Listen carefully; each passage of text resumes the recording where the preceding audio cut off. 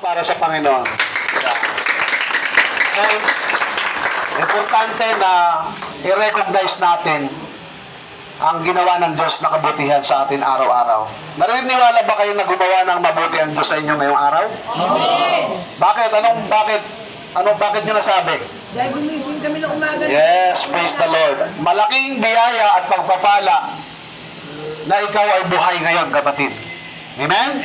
Kahit ikaw nakakaranas ng kagutuman, nakakaranas ka ng mga hirap o pagdurusa, mabuti ang Diyos. Yan ang ilalagay mo sa puso't isipan mo. Kasi kapag marunong ka mag-recognize ng kabutihan ng Diyos sa iyong puso, kahit sa mga mahirap na sitwasyon, at marunong kang magtapat, sigurado ang Diyos kikilo sa buhay mo. So, it's a test, no? Hindi agad-agad, no? Sinusubukan tayo eh. So, sa hapong ito, ay gusto kong dalhin yung salitang repentance. O yung sa Tagalog ay pagsisisi. Pero lalagyan natin sa unang word ng tunay na, kasi may tinatawag na fake repentance lang eh. So, kahit anong pagsisisi natin, kung hindi naman tunay, wala sa ating puso, puro lang sa bibig, fake po yung repentance na yon. Ang paglapit natin sa Panginoon, kailangan totoo, hindi peke. Kasi kung fake repentance po, hindi na mararanasan ang tunay na biyaya ng Panginoon. Although yung biyaya nandyan, tatanggapin mo na lang yon, pero hindi mo siya tunay na mararanasan kasi fake.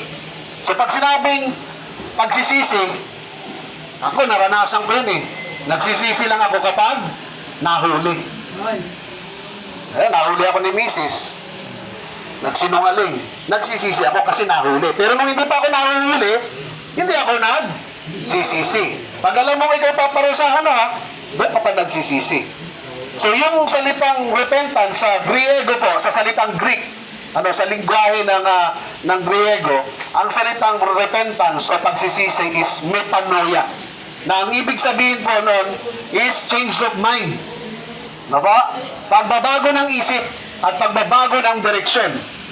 Yun po yung ang ating pag-uusapan ngayon. A change of mind. O yun ang gusto makita sa atin ng Diyos. Yung totoong ikaw ay sisi. Itong totoong tumalikod ka saan? Sa kasalanan. So yan ang iisa-isa natin. Madali lang. Huwag kayong maiinip. Pero mahalaga na maintindihan ninyo at maunawaan ano ang ibig sabihin ng tunay na pagsisisi. Kasi kung walang tunay na pagsisisi, wala ding tunay na pagbabago sa ating buhay. Kaya minsan mo, sabi mo, nagsisi ka na, pero ang pagsisisi mo, nasaan lang? Nasa bibig lang, nasa iyong labi. Wala talaga yung tunay na pag-iisip. Tunay yung direction na gustong makita sa iyo ng Diyos, wala. Kasi hate yung repentance mo. Sinasabi mo lang para lang pumabor sa iyo. Pero ang Diyos hindi natin madadaya. Ako pwede mong dayain eh.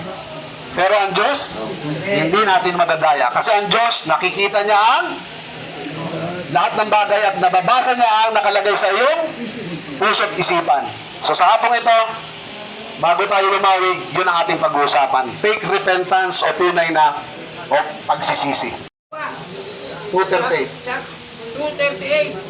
Sumagot si Pedro, pagsisihan ninyo at talikuran ng inyong mga kasalanan at magpabautismo kayo sa pangalan ni Jesucristo upang kayo'y patawarin at tanggapin ninyo ang kaloob ng Espiritu Santo. Praise the Lord, brother. O, diba? Huwag kayong makiayon sa takbo ng mundong ito.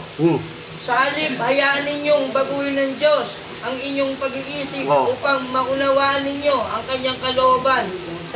Sa gayon, magagawa ninyo kung ano ang mabuti at kalugod-lugod sa ganap na kalooban ng Diyos. Praise the Lord.